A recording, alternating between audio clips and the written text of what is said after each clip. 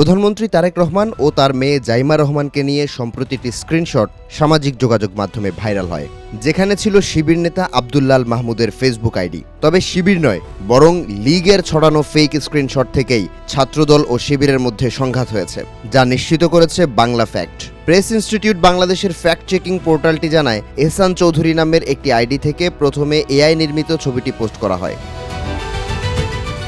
পরবর্তীতে পোস্টের স্ক্রিনশট দিয়ে বসানো হয় শিবির নেতা আব্দুল্লাহ আল মাহমুদের আইডি।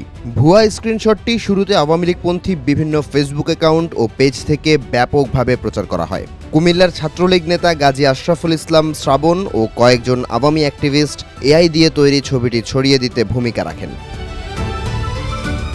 বিষয়টির সত্যতা যাচাই না করেই ছাত্রদলের অনেক নেতাকর্মী এটিকে আসল ভেবে নিজেদের টাইমলাইনে শেয়ার করতে শুরু করেন।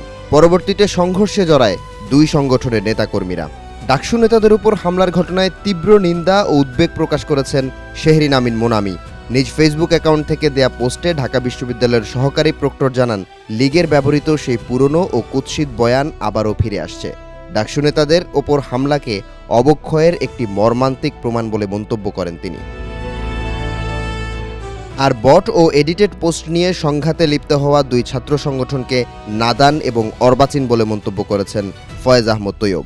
অন্তর্বর্তী সরকারের আইসিটি বিষয়ক বিশেষ সহকারী জানান, এভাবে চলতে থাকলে সরকার ও বিরোধী দল উভয়েরই লাভের গুড় অন্যে খাবে।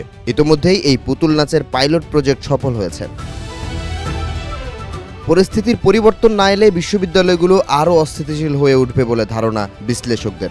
আওয়ামী লীগের শেষ দিকে ক্যাম্পাসগুলোতে ছাত্রলীগের একক আধিপত্য ছিল, তাই বিরোধী দলগুলো ক্যাম্পাসে খুব একটা সুবিধা করতে পারেনি। তবে সাম্প্রতিক সময়ে ছাত্রদল এবং শিবির দুই সংগঠনই শক্তিশালী অবস্থানে থাকায় কেউ কাউকে ছাড় দিচ্ছে না। ছাত্র শিবিরকে উদ্দেশ্য করে গুপ্ত শব্দ ব্যবহার ও ক্যাম্পাসে আধিপত্য বিস্তারকে কেন্দ্র করে দেশের বিভিন্ন শিক্ষা প্রতিষ্ঠানে কয়েকদিন ধরেই উত্তপ্ত। চট্টগ্রাম সিটি কলেজের সংঘর্ষের রেশ কাটতে না কাটতে বৃহস্পতিবার ঢাকা বিশ্ববিদ্যালয়, পাবনার ঈশ্বরদী সরকারি কলেজ ও কুমিল্লা পলিটেকনিক ইনস্টিটিউটে ছাত্রদল ও শিবিরের মধ্যে ব্যাপক সংঘর্ষ হয়েছে।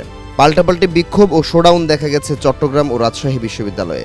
ছাত্র সংগঠনগুলোর কর্মকাণ্ড নিয়ে সংসদেও বিরোধে জড়িয়েছে অভিভাবক সংগঠন বিএনপি ও জামাত। একে জুলাইয়ের ঐক্যে বড় ফাটল হিসেবে মনে করছেন বিশ্লেষকরা।